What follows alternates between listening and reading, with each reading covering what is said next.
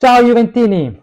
From building miracles at Carpi to winning a Scudetto in Napoli, Cristiano Giuntoli was supposed the man to fix Juventus.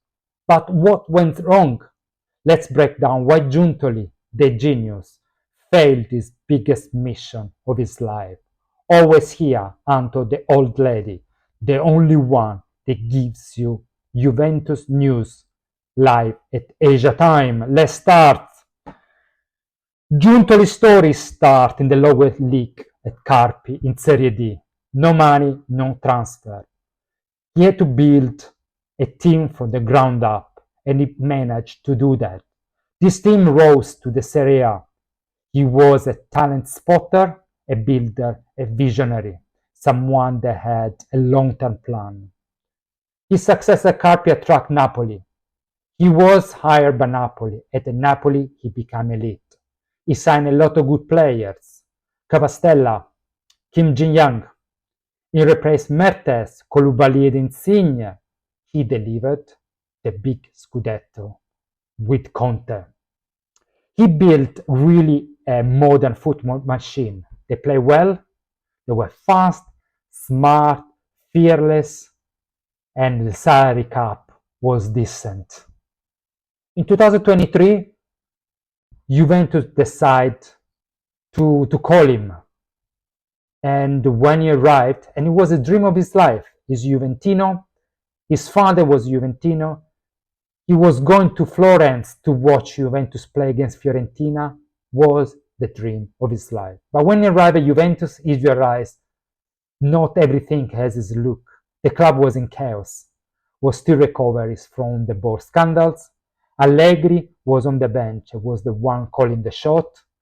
He had a bloated team, huge wages, old players.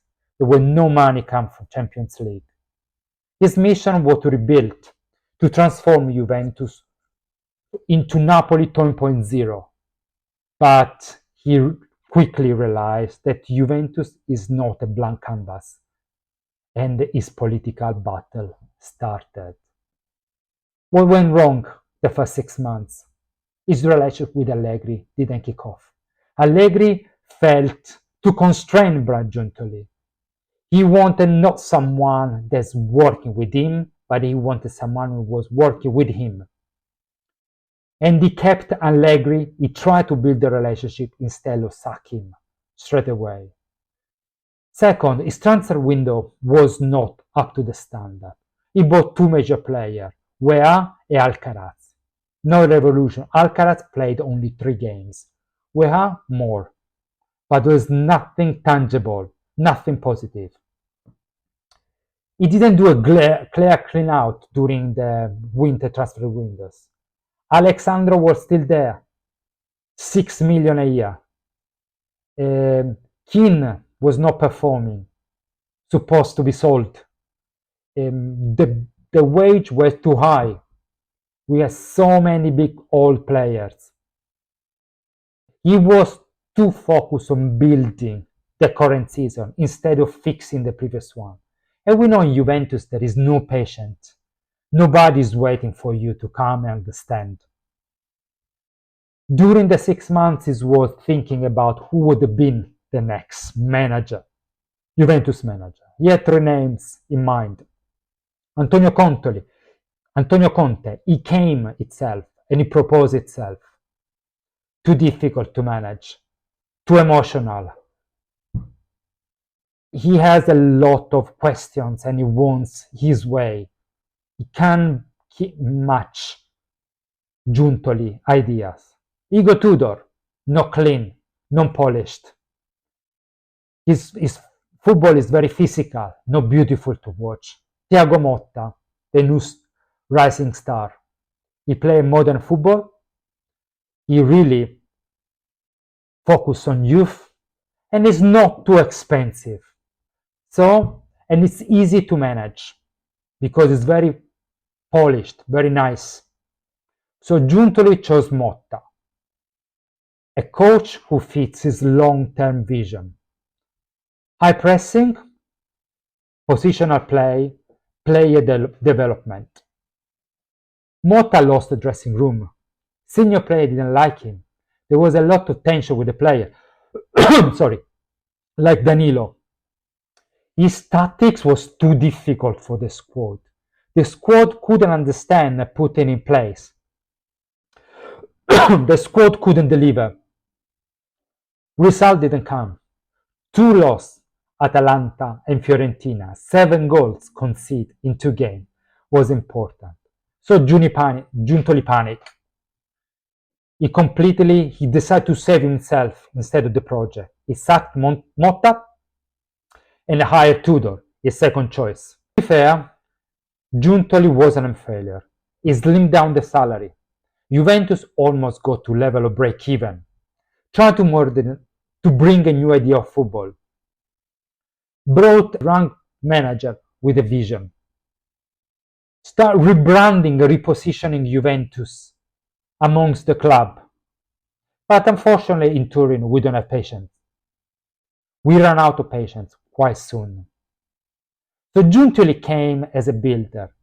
He wanted to build a new Juventus. He wanted to build the structure, he wanted to build this team, was to give a game, was to give a different way of playing to Juventus. But his bold move didn't pay back.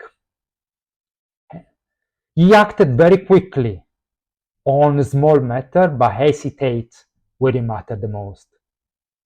He waited too long to sack Thiago Motta. He sacked it when he panicked completely. He should have done after the PSV defeat. So in summary, even genius fail. Even they choose the right idea, the right motivation, but the wrong club. Why Giuntoli didn't replicate Napoli? 2 reasons. First, Napoli has a management structure in place very clear. And the line of command is very clear. De Laurentiis is the boss. De Laurentiis is calling the shot. De Laurentiis is the one that talks in front of the press. De Laurentiis is the one that tells what people need to say. Juventus was a mess. We had a president doesn't understand about football. We have a director, Calvo, doesn't understand about football. He's a more marketing commercial person. So, Giuntoli was a director of sport. Who is the face of Juventus? They asked him to step in was too late. They didn't give him enough power at the beginning to establish himself. He was asking to rebuild. Nobody asked him to face the press and protect the team. Thank you guys. If you like this video, please comment and say you like. Put the thumb up and share your idea. Who do we need to discuss next? Comolli, Chiellini, Alex Del Piero, Roberto Baggio. Let me know in the comments below. Don't forget to like, subscribe. Doesn't cost you anything and means a lot to us. Thank you so much again for staying with me for 10 minutes and always Forza Juve. Thank you. See you next time. Ciao, ciao.